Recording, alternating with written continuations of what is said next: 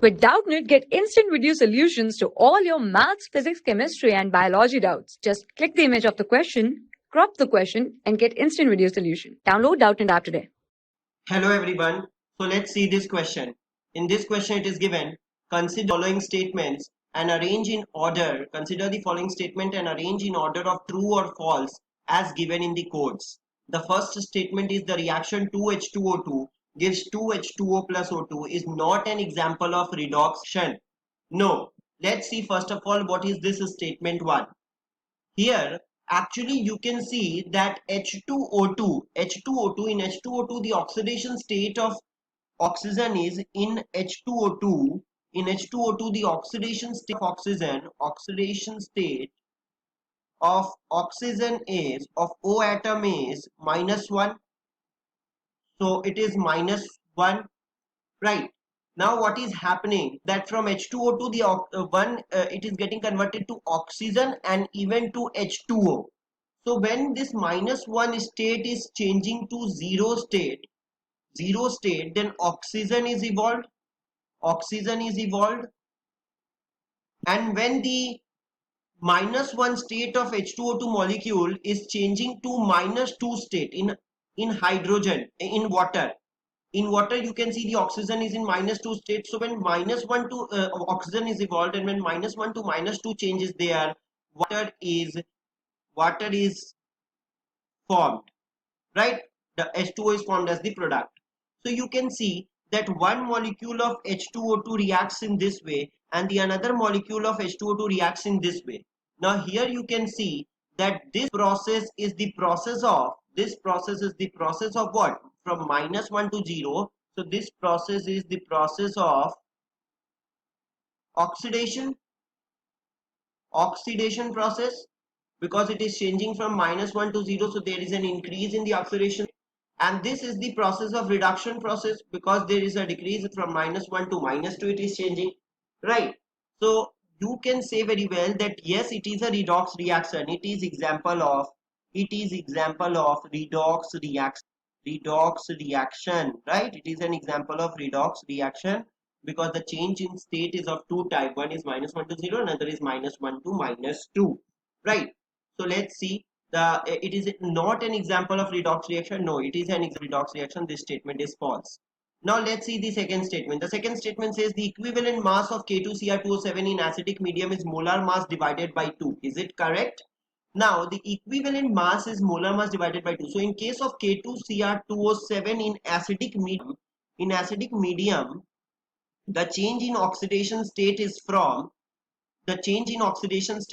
+6 to +3. This is the change in oxidation state, right? +6 to +3. So for one atom chromium, that is Cr, this is the change in oxidation state for Cr. So for one atom the change in oxidation state is of 3. So change in oxidation state for one Cr, right? For one Cr is 3. So for there was 2 atoms of Cr, so there will be the change in oxidation state. Total factor value will be how much? 6, right? Total and factor value will be 6. So you will say that the equivalent mass is molar mass by equivalent mass is equals to molar mass divided by 6, right? So the second statement is also false. It was given molar mass by 2, which is a false statement, right? Now the last statement is the equivalent mass of a substance can be calculated without considering the reaction it undergoes. The equivalent mass of a substance can be calculated without considering the reaction it undergoes, whether this statement is true or false. So we know that equivalent mass of a substance depends on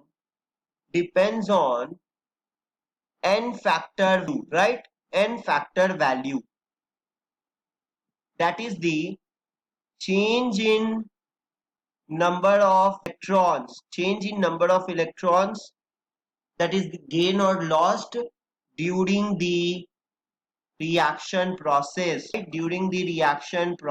It is very important, right? You can see that the value of K2Cr2O7, that we have just seen that the value of K2Cr2O7, the n factor value in acidic medium, this acidic medium represents that this acidic medium tells you the reaction should be in presence of H plus ion, and then only the n factor value for K2Cr2O7 just we have seen was 6, right? So that is the reaction. The reaction is important, that from which oxidation state to which oxidation state the change is happening. That will only tell you the number of change of electron, and through which we can calculate the n factor value, and then only we can calculate equivalent mass, because we know that equivalent mass is molar mass by n factor, right? Molar mass by n factor, right? So this is very, very important to remember. So from this you can say that the last statement says that equivalent mass of a substance cannot be calculated without considering the reaction. This is the false statement. This is the false statement. Can be calculated without considering reaction? No, it cannot be calculated, right? It cannot be calculated. It can only be calculated in presence of the specific reaction, or in presence of the specific reaction condition given to us. So all the three statements given are false. So you will select option 3 is correct. So right here that option 3 is correct choice, right? All the three statements are false. Option 3 is the correct choice. I hope you have understood. Thank you very much. For class 6 to 12, IIT JEE and NEET level. Trusted by more than 5 crore students. Download Doubtnut app today.